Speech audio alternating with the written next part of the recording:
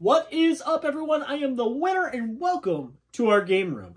Today, we're going to take a look at a game that ranked 52nd in my top 123 games of all time. Yesterday, we had talked about a Plaid Hat game, Abomination. Today, we're going to talk about a different Plaid Hat game, so they are kind of settling in all together here. That game is Forgotten Waters. Now, this is an amazing, fun experience. There isn't too many story games that can kind of put the whole package together like this one can. You can play 3 to 7 players, which is a crazy player count. But the weird thing is the difference in game length doesn't really change between the 3 to 7. It might maybe a half hour or something between the 3 to 7. It really is crazy. But this is one where you're all pirates trying to more or less work together to get a goal met. I don't want to spoil anything because they're all stories, so I don't want to ruin that for anybody. But let's say you have to get somewhere. Then you have to kind of work together to get there, but at the same time, on your way there, you could do a lot of piratey things, like I'm going to steal something from you because I want it sort of idea. At the beginning, you do some sort of Mad Lib style puzzle to where you're figuring out the backstory of your character. And it was so hilarious. My son had a character that was like, oh, he's murdered everybody, and he's like this reviled person, the pirate. Oh man! And then he got into like 3 fights in the game and lost them all. It was so ridiculous.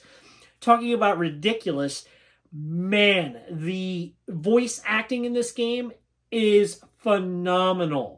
Like I said, it's got like a browser app that it runs all the Crossroads decisions, because this runs off the Crossroads system.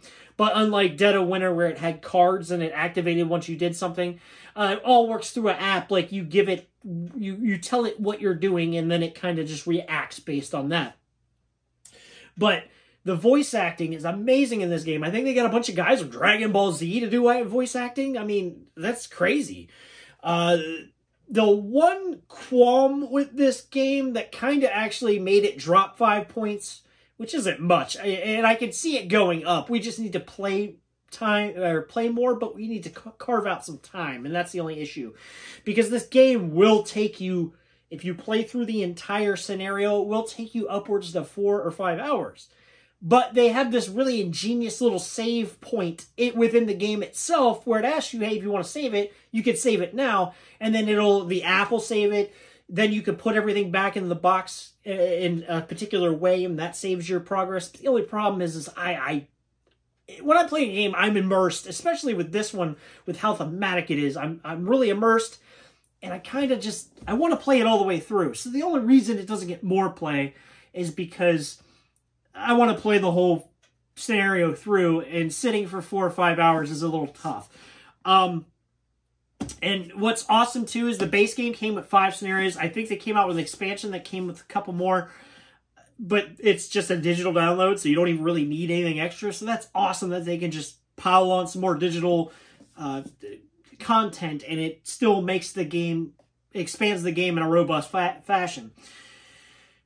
There's people I really want to introduce this to. I will as soon as we have a game day, because this game really has a lot of staying power, and it's really fun. Like, it is over the top fun. And I guess from what I hear, if you replay scenarios, you'll actually find different things that you didn't find the first time you played the scenario, which is a really, really awesome little touch. So that way, even if you played through all 5, you can play through them again without much issue. So that was my number 52, Forgotten Waters by Plaid Hat Games. Come back tomorrow. We'll see what number 51 is in my top 123 of all time. So as always, thanks for watching. Keep playing and keep winning.